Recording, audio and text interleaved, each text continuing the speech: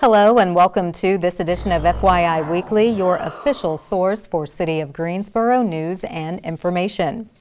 The City of Greensboro is the recipient of an Economic Adjustment Assistance Grant in the amount of $100,000. The funds are from the U.S. Department of Commerce's Economic Development Administration. This will allow the city to perform a land use study on a portion of the U.S. Highway 421 corridor in Guilford County.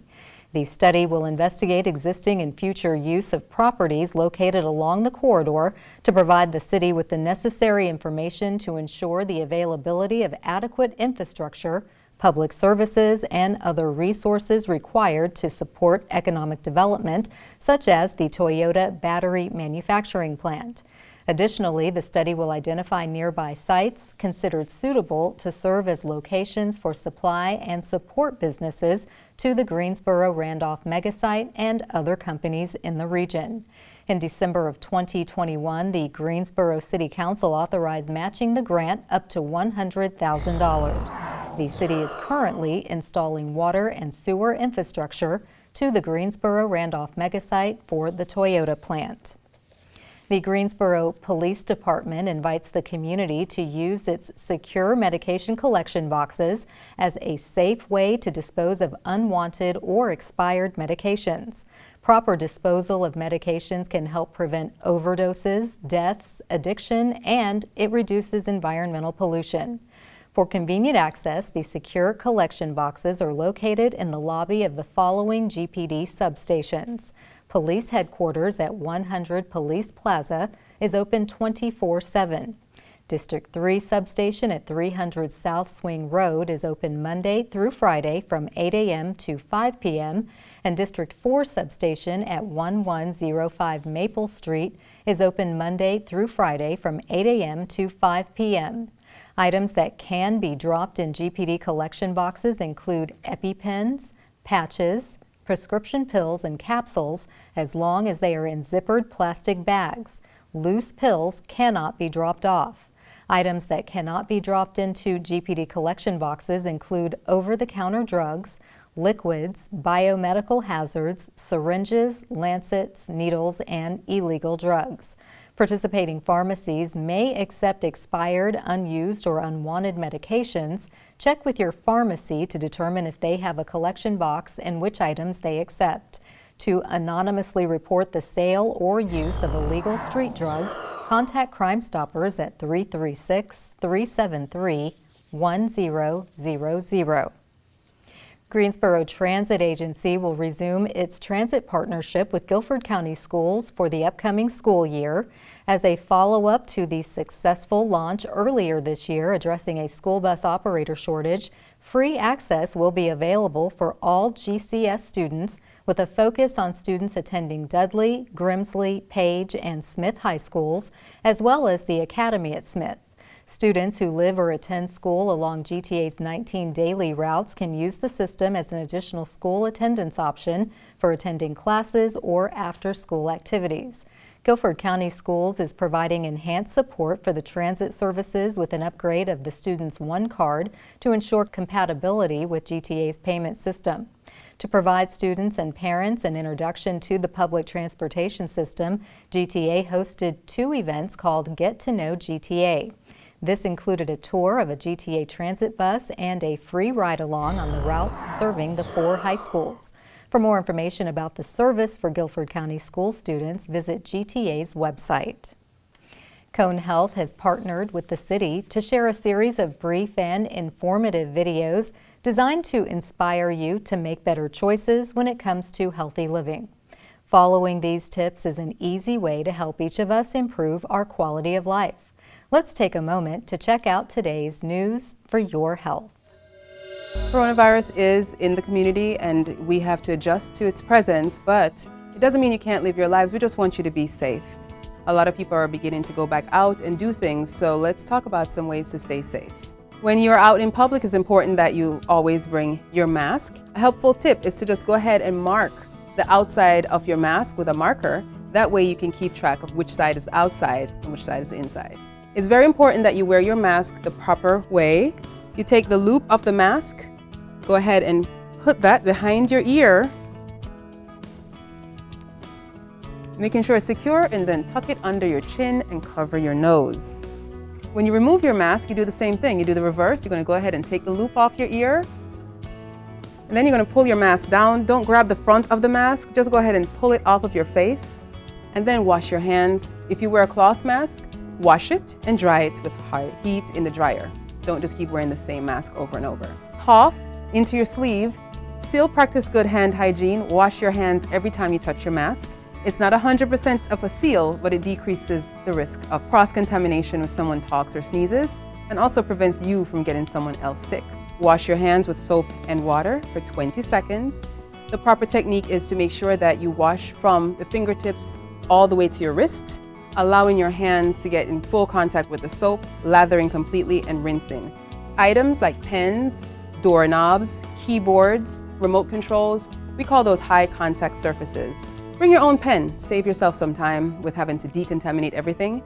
Also clean off your steering wheel. Many of us eat in the car and we're rushing, so we eat our meal, touch the steering wheel, we touch our cell phones, and we can also contaminate ourselves that way. So wash your hands often and make sure that you are using your hand sanitizer when you're out and about. If you choose to wear gloves, they're single-use items, so you want to discard your gloves, not touching multiple surfaces because you'll contaminate everything. When out in public or with groups larger than 5 or 10 people, you always want to maintain social distancing. That means that you maintain about 6 feet between you and the next person when possible. It's also important to avoid crowded spaces when you can. Many places are beginning to limit how many people they let into stores, but you could do that on your own by just scanning the room and then waiting until the crowd passes. If you have symptoms of coronavirus, stay home. Call one of the many clinics at Cone Health and you can do a virtual visit, and we'll talk with you about testing. Coronavirus is in our community, so as we adjust to this new normal, we want you to continue to live your lives. Just to remember to keep safe, keeping each other protected by following these tips. The city of Greensboro is growing at a much faster pace than it did in all of last year, and the library wants to know what book you think the entire city should read as a community. We'll have those stories and more news coming up after the break. Stay with us.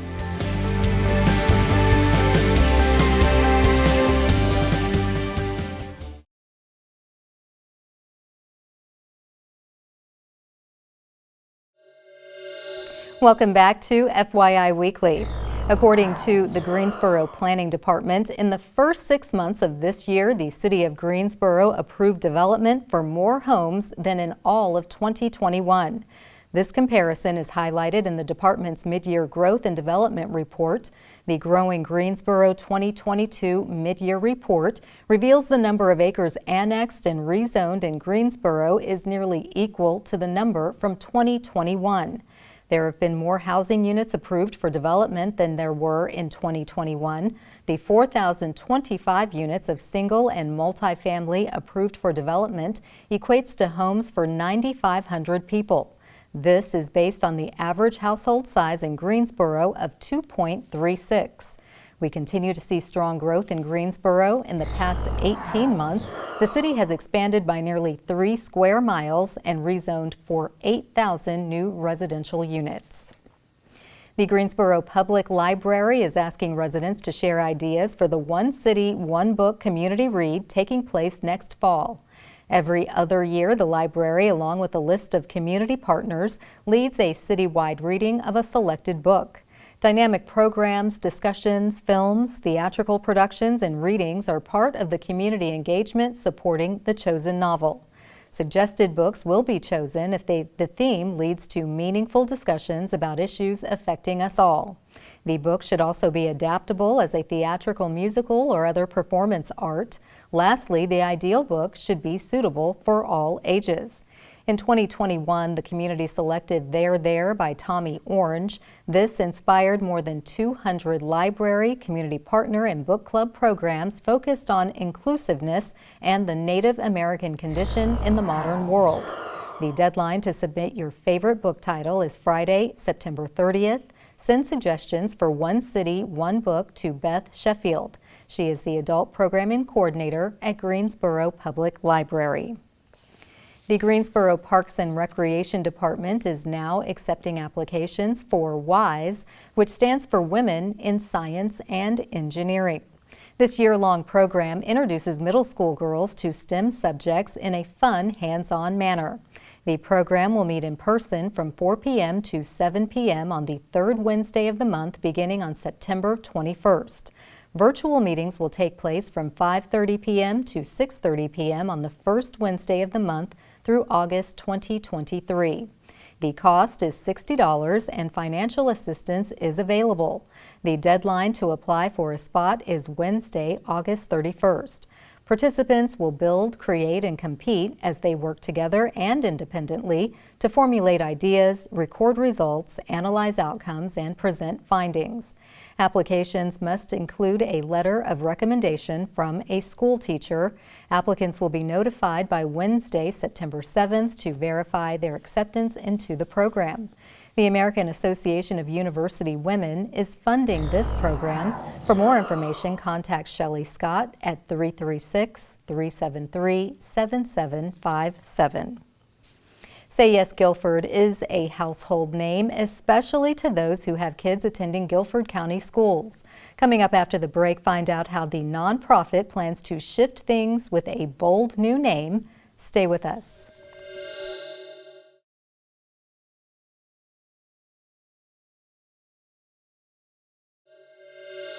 Welcome back to FYI Weekly. Say Yes Guilford is known for supporting students and graduates of Guilford County schools with financial and other resources. The agency is geared up to kick off the new school year with a new name. Joining me now to give us the unveiling of the name and how it's boldly accelerating student potential is Wendy Poteet. She is the president and CEO of Say Yes Guilford. Hello, Wendy. Welcome back. Hey, Carla. Thanks for having me here. Good to see you always. Thank you for joining me. So tell us, what is the new name of Say Yes Guilford and why did you change it after all these years? The new name, as you can see, is Shift Ed. We are boldly accelerating student potential as our new mission. We changed the name really because last year the national organization sunset, and when that happened it gave us the opportunity to look at the work that we had done over the 3 years, to think about how we had shifted our support services to be focused through a lens of equity, and to really plant our flag in the ground as a local nonprofit doing work that was much different than what it was at the inception of Say Yes. Wow, I've seen the metamorphosis of Say Yes as I came into Greensboro 6 years ago. You were just still somewhat connected to the national model and then branched off on your own. So what will remain the same under Shift Ed? So our programming work, really the change came because of the programming work that we built out. We have a large menu of programs that we offer from elementary, middle to high. Those programs will stay the same, focused on academics, focused on access and exposure, career and technical education. We're always pushing our high school kids to complete their FAFSA so that they take advantage of all of the opportunities to eliminate the financial barriers going on to post-secondary. Those things will stay the same, and we'll continue to push to make sure our kids are able to be successful in whatever their post-secondary journey may be. Okay, I know that's a relief to parents who have been vested in just working with you. Can you report what's going to be coming new? We have a lot of new things on the horizon. So with those programs, we'll expand those programs. You'll see a couple of them scaled across Guilford County to every Title I school where we're focused on third grade literacy. In the next 2 months, you'll see us roll out our new mobile innovation lab that is kind of like STEM on steroids, so to speak, where we take it around to our middle schools to give our children that access and exposure to jobs of the future in STEM.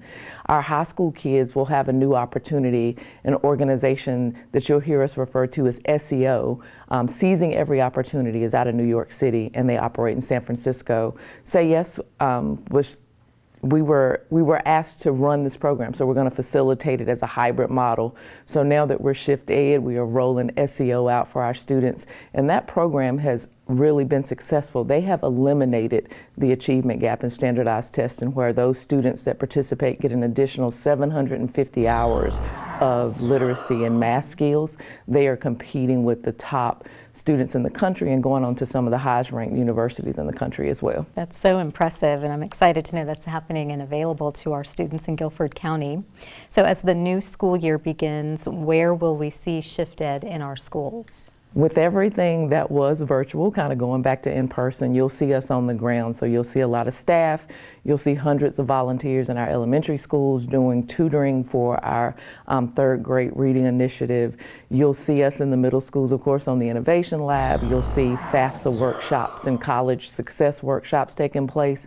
Everything that we're doing has kind of shifted, so to speak, to think about what does access and exposure look like for our students, and making sure that everything we're doing is pushing kids into that talent pipeline and growing our workforce development efforts in Guilford County. Fantastic. And last but not least, scholarships are the big thing everyone's always clamoring for at the end of the year. Will that continue to be available to the Guilford County school students? They will continue. We had so many phone calls when we revealed the new name. If you have a scholarship, you will continue to get that as long as you meet the criteria for eligibility. Of course, we look at everything every year to see if we can make any tweaks or any updates that would be more beneficial to our student populations. I think you'll possibly see some of those things, but scholarships are well in hand, and our development team is working really, really hard to increase the dollar amounts that we give from a little over 1.1. We're trying to push that up to about 1.5, 1.6 million annually. That is so impressive. All this great work. I'm so excited and congratulate you on the new name. And Shift Ed is being so progressive and certainly complements the work you do. Do come back and keep us posted on all things happening under Shift Ed. Will do. Thank you, Wendy. Stay tuned for some interesting and useful information about Greensboro as we tell you something about the city that's coming up after the break. Stay with us.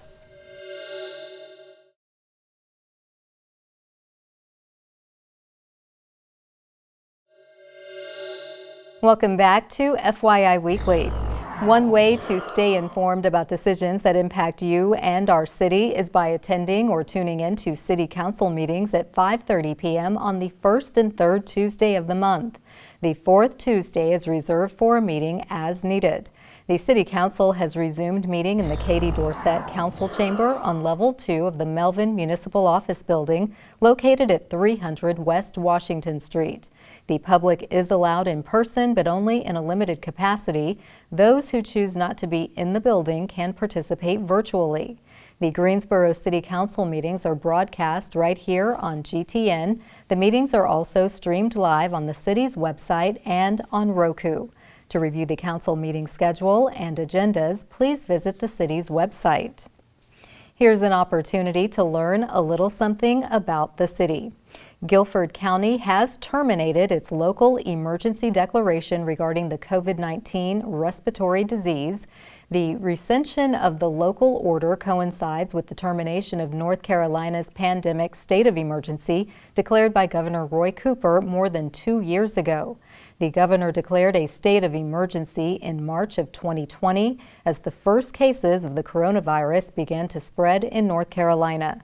Since then, nearly 3 million people have reported testing positive in the state, and more than 25,000 people have died, according to the Department of Health and Human Services. Declaring a county-wide emergency allows county governments to respond to any disaster or emergency and to apply for aid from the state and federal governments for both response and recovery expenses. Although the emergency declaration has been terminated, Guilford County Public Health recognizes COVID-19 is still an emergent issue, with the transmission on the rise. On a positive note, the amount of people receiving vaccines is holding steady. Coming up after the break, we'll showcase our department spotlight, but first, let's see how the city of Greensboro celebrates diversity in the workplace. Equity and inclusion are vital for the City of Greensboro's ability to grow and innovate in such a fast-changing environment. One Greensboro is a monthly show that highlights some of the ways the Office of Equity and Inclusion honors the observances listed on our Heritage Calendar and spotlights a City of Greensboro employee in a segment we call The One.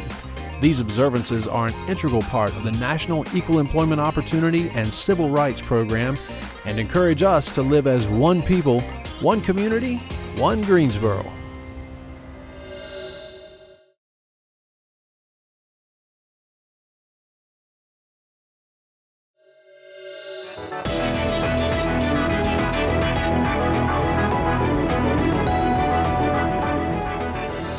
Welcome back.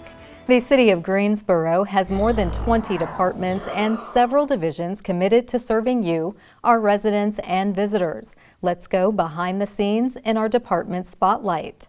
Creative Greensboro's season of drama programming includes the long-running Greensboro Playwrights Forum and performance opportunities for actors of all ages and abilities. The 54th drama season provides the community opportunities to participate in all aspects of live theater, from auditioning, casting, rehearsals, stage management, and performance. The program emphasizes process over product and provides experiential learning while showcasing quality productions in a fun environment. The following staged productions are being offered in partnership with local theater companies: A Midsummer Night's Dream, The Invisible Dragon, Nice White Parents 2016, Short Tales for Children, Romeo and Juliet, 41st Annual Evening of Short Plays, and Once on This Island. Audition dates, descriptions of the shows, and other details will be available throughout the season on the city's website. You can also contact Todd Fisher, the Performing Arts Coordinator, at 336-373-2974. Straight ahead on the other side of the break is this week's Way to Go GSO shout out. Stay with us.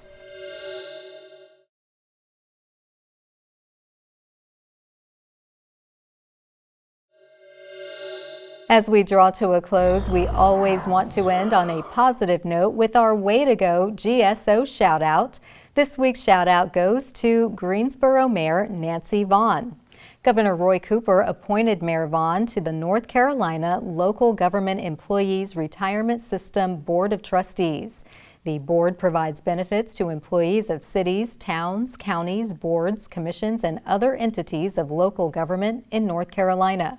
Because participation by local governments is voluntary, the operation of this board depends on the acceptance and continuing financial support of the governing bodies and employees of local governments. The Board of Trustees is made up of 13 members, including 8 members representing local governments. The group meets every 3 months in Raleigh. The next meeting is scheduled for 9 a.m. on Thursday, October 27th. That concludes this edition of FYI Weekly, but you can easily stay connected to the latest city news by linking to us on Facebook, Twitter, YouTube, and Instagram. Alexa users can subscribe to our 5-minute flash briefings, which airs on 90.1 FM and 100.7 FM. Be sure to download both weekly podcasts, Talk City Greensboro and Connect GSO. Plus, GTN is streaming on Roku. For all of us here at the City of Greensboro, thanks for watching, and we'll see you next time.